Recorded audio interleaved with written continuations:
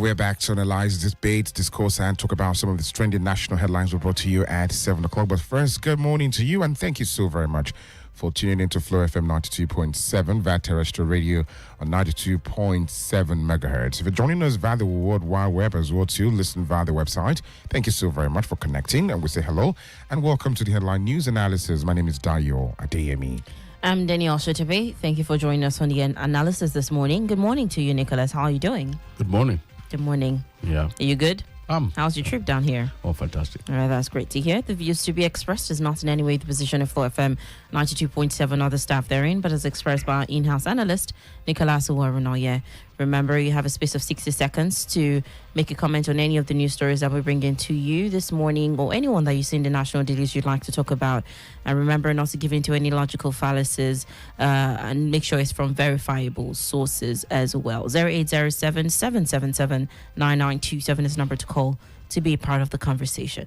Let's pick it up from yesterday. We dropped off a conversation and we'll take it up from there this morning. Mm-hmm. All right. Yesterday, we introduced some conversation, but we couldn't because of time, and it has to do with a particular incident that happened, in one of the northern states, as a woman identified as a Maye was lynched and set ablaze by a mob in Kasuwan, Gadba, Mariga local government area of Niger State over allegation of blasphemous remarks against Prophet Muhammad, peace be unto him, as we were talking about yesterday. You see, first and foremost, it happened in Niger State. Mm-hmm. Now, in Niger State is where you have this governor that is fond of this knee-jerk response to any kind of provocation. Shutting down a radio station, asking people that have dreadlocks to be, forcefully barbed and, shaved and fined. Banning here and there, shutting down schools and things like that. This is more than 48 hours. We haven't had any response from him on what happened. You see, that is symptomatic of, official responses to this issue of lynching and mob justice in Nigeria. But you see, the inconvenient, how am I going to put it? The rather inconvenieting, if that language is correct, truth is that it is only in one section of the country that you have, responses. Now, let's not kid ourselves. This happens across Nigeria. But you see, in some sections of the country, you have speedy responses from, official authority. We have a case of the Alu killings, for instance. The Alu 4, is it 6? Alu 4, yeah. You had that. What happened? Till date, I think the people who committed that heinous crime are paying for it. Then again, better than to, these days, you notice that this mobbing of thieves, when they, when you hear ole and everybody brings tire and things like that, in the 80s, it used to be very, very rampant. But now, to a very large extent, it has been curtailed in the South. You don't see things like that happening. But you see, a situation where, the corresponding number up north is when there is issue of blasphemy. That's when things like that happen, when even the police cannot even restrain them. You understand? And it is so because, to a very large extent, authorities have not been decisive about cutting down on such tendencies, such instincts. You had the case of is it Sarah or is it Deborah? Deborah. In Sokoto. That one attracted a global opprobrium. And you have a situation where even a presidential aspirant, because of politics, having to delete his own tweet on that matter. So you see things like this, and you see it's not even up north. Yeah, maybe to a large extent, Christians are involved, but even Muslims too are lynched. You see the case of one Mairua. I was looking at a list of this thing, and across the countries we have a list of about 300 people that have been lynched. Preponderantly in the north, really. So you see, it is this disproportionate way of handling justice, judicial, adjudication in such matters that makes it proliferate. that gives this, this sense of, one country, two laws. Things like that shouldn't be happening. By now, from what happened to Deborah, if proper examples had been made, you understand, and the orientation agency comes out, networking with community leaders, telling them, look, this thing it will not work. It is not even in countries where 98%, Islamic laws. You don't have things like that. This bomb breaker, actions. You don't have it. We are talking of, in terms of, Turkey. Turkey is overwhelmingly, Muslim. You don't have things like that happening. Dubai, Qatar, all those, you don't hear things like that. The only place where you have it is where you have development issues like Afghanistan, where you have serious economic crisis. That is where you have things like this, all these things like this happening. Yes, Somalia, places that are distressed. That is where. So we, as a country that is striving, to be, seen as developing, stories like this shouldn't be coming up from us. Yes, people should be, sensitive about people's, other people's, political faith, choices. So as not to make very caustic and seemingly comments that tend to bring about divisions, that tend to undermine people's faith, assault people's religious sensibility. Yeah, and there are laws that take care of things like that. But what we're saying is that to a very large extent, community leaders, religious leaders, up north, need to stand up and say, okay, no, enough of this.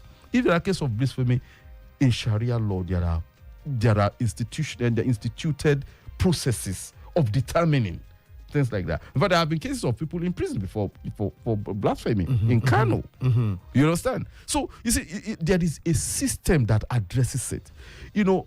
Allowing the mobs to have their way. It's at the end of the day, you don't even know if it's a case of setup. Like in the case of this case of the Mairua, that was nobody gave him the right of say. He didn't have, he didn't say his own side of the story, whether he actually blasphemed. Nobody even knows. But all you just need to do is just say that somebody blasphemed. There were two particular cases that one of them I reported it. I think it was in 2000 and was it 2005, 2006? No, 2007 or so. Thereabout. I think it was in. I was in Sun newspaper. The case of this woman that was lynched in Bauchi State. The story was that, he asked a young man to take his Quran, to the front of the class. Where the thing was modeled up is that either she handled it herself and took it to the front of, and the young man was provoked. There are different versions of the story. I recall speaking to the husband, and what the husband said was that the wife didn't pick the Quran. But what the problem was that the woman has always been a very strict person in school. Of course, coming from the south and going to the north. You understand? So he enforced that standard naively, not knowing that there are certain nuances that he has to be very careful about. You understand? And unfortunately, this is all that. In fact, the baby was almost killed too. So you see, we cannot. These stories are like a blight on the national psyche. And when things like this happen, we expect government to move swiftly. If the governor fails to act, the federal government has a right to question, because that is a citizen of Nigeria. You understand? The right to take the life of a citizen does not even rest with even the governor. If you have to take the life of a person, it has to follow certain procedure. So that is, we are talking of a man who butchered a lady. He went through the process. There is he has been convicted. The conviction is death penalty. Now, nobody has taken him out there to lynch him or do anything. There's still a process, a 90 days moratorium where he has to appeal. Even after the appeal, the governor has to sign that yes, go ahead, go and hang him. But we don't. You see, it's a systematic, because the moment you kill, the right of redress is no longer there. You understand? So we need, we need to place premium on human lives. Okay, just before we conclude and move on to another story or take comments, you recall the incident that happened just about 2 weeks or a week ago in Ilorin, the lynching Exactly. of another, woman who was said to maybe be a kidnapper or maybe a taking up. The story around surrounding it is also very unclear. But again, the Commissioner of Police in Kwara did spring into action and of course some ordering the arrest of people who were responsible for that mob killing. Again, what happens to the trust the people have in the Nigerian police when suspects are handed over to the Nigerian police, and then it does appear that in less than 48 hours the person is seen on the streets again. You see, to a large extent, this is where I blame the information system of the police. You see, like when the Commissioner of Police Adeyemi made that pronouncement, I expect him in 1, 2, 3 days to bring suspects, parade them. You understand? The date they'll be going to court, ensure that their first day in court is covered. Subsequently, the story must always be in the front burner that this is what we are doing, so that people will learn that you don't take law into your hands. You see, I keep on saying most of the problem we have with our security is about information management. Sometimes we think keeping certain stories away from the public is is a way of trying to protect the public, is trying to ensure safety. No.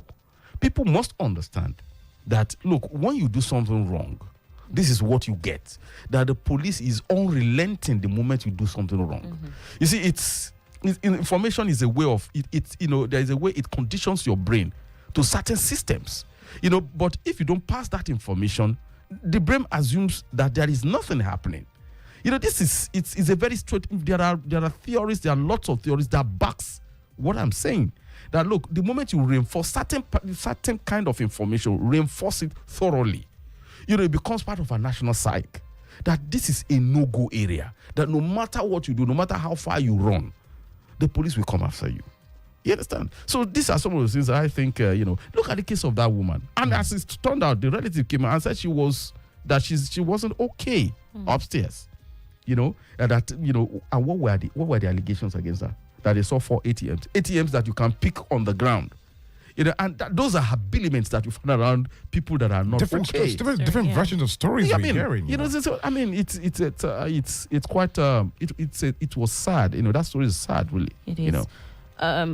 Someone sent a message, a question to you. Please, Mr. Nicholas mentioned Alufo yesterday and today and said the people are still paying for it. Yeah. Can you please elaborate? Has justice been served? What's the update, please? Aya from Adiwali. Yeah. I don't have but I do recall that people were arrested, they were tried, and they were convicted. They were convicted. You understand? Because, the Alufo was a very serious case at that time. We were talking of people, you owed some people money, and they went to collect their money, and the next thing they said they were armed robbers. And the community, without asking questions, came about, set upon them, beat them.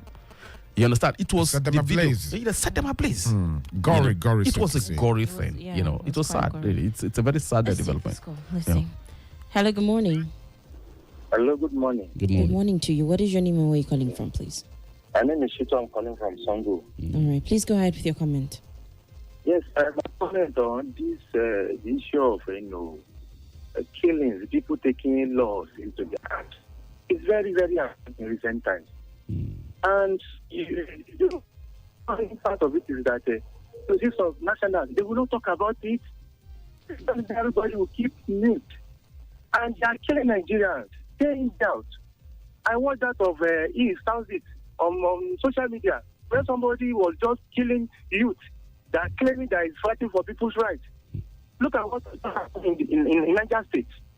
And when it comes to like this, people will just keep mute. I don't know whether it's for politics or what. And whether we like it or not, Nigeria is a secular state. People, the issue of blasphemy in Sharia, there are processes. Look at the case of Deborah. Everybody just kept mute. Even there was a kind of the difference is out there, Muslim and not Muslim, that they are not agree on what the people do. And in the north, when things like this happened, people will just keep quiet as if it's normal. So who know how many innocent people they have even killed? Look at the one that happened in Sokoto that time. That somebody just lied that one particular messenger is a prophet. Mm. And when things like after the era of us, and remember one of the that time, that then one was sort of people. All the Southerners, they kick against it. And despite that, they still keep it. You got people in the north that time. In form of, they don't like it. But when in the north, everybody will just keep quiet. As this is normal thing, that once that person did this wrong. That is my comment. It's only God can save us in this country. Thank you. Thank you. Thank you, Shitu. Well, to buttress that, you mentioned about 300 people up north. Yeah, no, not north, across the country. Across the country. Yeah. Okay. Well, the National Human Rights Commission, they've also, expressed concern over the increasing cases of enforced disappearances, kidnappings, and abductions across Nigeria. But what are they doing about it? So over time, we've been able to see that about 300 people have gone missing, and still nothing is being done about it because it still happens. It happens all the time. Yeah, you see, that enforced disappearance is one of those things that shows that the dignity of the human person is low in our priority in this country. That's the simple truth. If you recall, after the judicial pronouncement on this Bello guy, the killer of Hafsor, there was something I said. I said that I still think that the security guys have not done enough. And I did say that, they went into his house and they took samples. And there were indications that he could have been doing something like that. You see, elsewhere, where the question of human dignity is high on the priority list of government. What they do is they take different samples. They said they saw a lot of shoes, a lot of things. Take DNA samples and go and check. If these are different individuals, then you look around him, how many women, how many men has been missing, so that you can put an identity to all these people that are missing. A corpse turns up, and that is where it ends. Go to our mortuary, you have scores of unidentified people. At the end of the day, what do the authorities do with them? They send them to hospitals, and for medical students, for medical research, to laboratories for medical research. So you see, it's the quality of human life, the human dignity is very low. In the way we do things in Nigeria, and it shouldn't be that way. Is it because what makes us human? Those are the things that makes us human. Animals, they just die and they just go on. We are not animals. So, and government should be seen to take particular cognizance of that fact. Well, the case of people going missing is a very sad one. It's a very big one. Yeah. And then just hearing it alone, I have a close friend who said the father just walked out of the house until today has not returned to the house. He said to me, they've searched everywhere for the man. And I said, could he he must have traveled abroad or something? So in fact, they traced his friends and all around here, nothing. So here's where I'm going. How do we first, from the family, how do we handle information to say, okay, sharing your whereabouts, okay, this is where I'm going to, or at least confiding in a person, someone about your location. You have just said it. Wherever you are going, let your next of kin know exactly where you are going. Your next of kin, if you're not married, you have friends. If you are married and maybe a single parent, tell your kids, tell your relatives that, okay, I'm not going to be at home, I'm traveling to a certain place.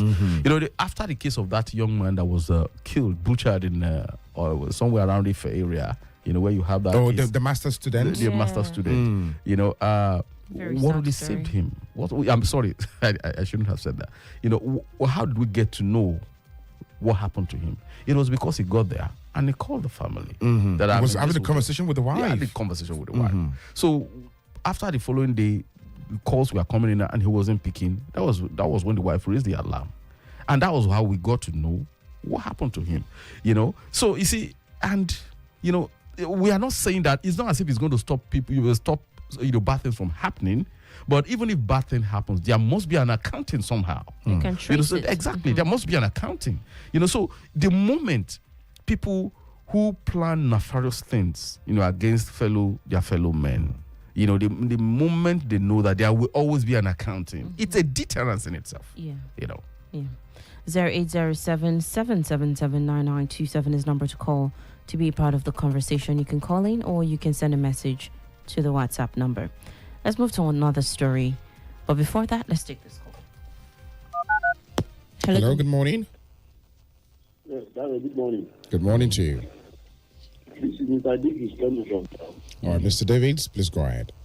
On the issue of this flimsy excuse of shooting and killing people on the basis of blasphemy. You see, in Nigeria is becoming a state when it becomes to the issue of human life. You see, this is the right time for the political and religious elite in the northern part of this country to get up and address this issue. You see, people are being set up on the basis of their religion. But when things happen like that, it is only in the South here that we continue to advocate for justice. In the others, they will keep quiet. But when something happens to their own placement in the South here, they will be in the forefront. You see, look at what happened in Mexico. We are not saying that the hunters are right. But if it is in the North, that Southerners were killed like that, they just keep quiet. They won't say anything. It is only here that the dignity of human life is paramount to us. But this is the right of the government and the religious elite in the North to stand up and let them speak and address this issue once and for all. Thank you. All right. Thank you, Mr. Davids from Shao, for your comment this morning. If I may add, please, what we're saying is not to disparage one part of the country. No. There are evils everywhere. Everywhere. You understand? In as much as you might think that, they are insensitive to things like that, but there are certain things that is so bad in the South. So bad that, like this ritual killing and the rest of them. You don't hear about things like that in the North. The issue of cultism, all this, there is a particular day, where they butcher each other and things like that. You don't see that in the North. So what we are saying generally is that let us not make it look like, wherever there is evil, our duty is to call it out. Mm-hmm. You understand? So that is what we're doing here. Let's take another real quick call. Hello, good morning. Hello. Good morning. Good morning. My name is Philip. Hello? Yes. Hello, good morning, Philip. Yeah, the last issue you mentioned about the case of missing persons. I'm a victim. My daughter has been missing for the last 4 years now, and nobody says anything about it. Oh my God. I've been to the police, guesses, everybody. Police come and die somehow. The way the system cares about what happens is ridiculous. We are expected as the victim, as parents, to announce the search. Someone instead of you. And nothing is being done about it. The North, like you said, the North is taking out the license. You can kill anybody they want to kill on changing. For a nation that is secular, this is very dangerous steps. We say we have problems that can break us up. This is some of the issues that can break us up. And until it's addressed, I guess it's a mistake of time.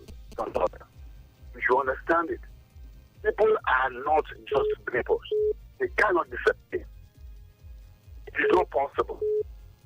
So the police system, everybody must learn how to set whatever analysis, whatever they want to do. But you see, the truth is that Nigeria has a problem, and it's our mentality. The North feels they have the rights, religious rights. One boy was even saying on social media that as far as he's concerned, don't touch our religious concepts. And that they will kill everybody. They even threaten the president. Coming something like, say, I can do it. That's what they are saying. They don't help us in this nature. Thank you. Good morning to you, Philip. Thank you for calling. And first up, we really, feel very, very sorry, and because I want prayers, with you, because again, the Yoruba has a very, beautiful adage that says it's better for a child to pass on, to die, than a child going missing. The trauma that it brings to You the don't even family know on exactly a daily basis. You sleep, you don't know where that child is. In fact, that reminds me of a case It's I mentioned traumatizing. here. You know, one Mr. Philip or something like that. You know, it's a well-known friend of mine. The daughter got missing. It's going to 5 years now. Just on a Sunday, just took off. That he wants to run around this pipeline road and disappeared up till now. I recall that I wanted to resurrect that story. I made inquiries to the police, you know, because it was reported at the police station. Till date, there has been nothing. I haven't had anything from the police, you know. So it's quite sad, honestly. I have a comment. Dr. Mrs. Umar Libara from Uwerunonye. Majority of our leaders have failed us. How can Nigerians trust people they elected when the leaders have betrayed the trust? We are now having confidence meltdown, which is a situation of having little to no trust in leaders in the system. We need a U-turn from the leaders that all hope is not lost, and change from the nonchalant attitude that it shows the plight of the masses and missing people to real commitment. Then and only then can confidence be restored. I think she was referring to the police. And then the number of missing people. persons. Again, we have this is a very huge responsibility in the Nigerian police. Is it overwhelming? Because again, across some communities or inroads, you see vigilantes. Exactly. How do these people still get away with it? I don't know. You see, the thing is that, of course, there are lots of blind spots. You know, obviously, of course, that they exploit and do the things they need to do, and there is no follow-up. You know. Let's take another call. Hello, good morning. Good morning. Good morning. Good morning to you. What is your name and where you My calling name from? is Davis from Olonsogo. All right, please go ahead with your comment. Let me please say something. If I were to be a leader here, I would have suggested that everybody should own a gun. This is what happened in America. America is quiet now. You own a gun, the first of them, you shoot. You see, we are not working. We don't have any security system. They're all corrupt. Nobody do anything you like. Once the police just know that you have money, that person is gone free. What's what I'm talking about is called let me have a gun. If you face door, you defend yourself. Honestly, nothing will happen. We just look at it, we just talk and no more. I'm not feeling safe here. I just forget coming back to Nigeria. Let me tell you. It's not fair. So we're talking. No matter. Okay, go to the border now. Get anything now. They will allow you to move. Once you give them money, yeah, you passed. What is this thing now? I don't like it. In fact, I'm not safe here too. All right. Thank you, Elder Davids. Thank you so much. Thank you, Elder Davids. Well, that is a Nigerian expressing his mind, you know. But it's so unfortunate that, it takes a lot of policing, strong policing, to allow people to have guns, But it's something that can be, one can look at it. You can have some minimum range guns, like, people are allowed to have ding guns and things like that, licensed, All right. Because of time, let's just introduce this conversation that we'll pick up tomorrow. And that's the federal government is indicating that it may pursue the repatriation of Simon Ekpa, a Nigerian-born Finnish national, following his conviction and 6-year prison sentence in Finland for terrorism-related offenses. Is it that he's going to complete his 6-year, prison sentence in Finland before he's being repatriated, or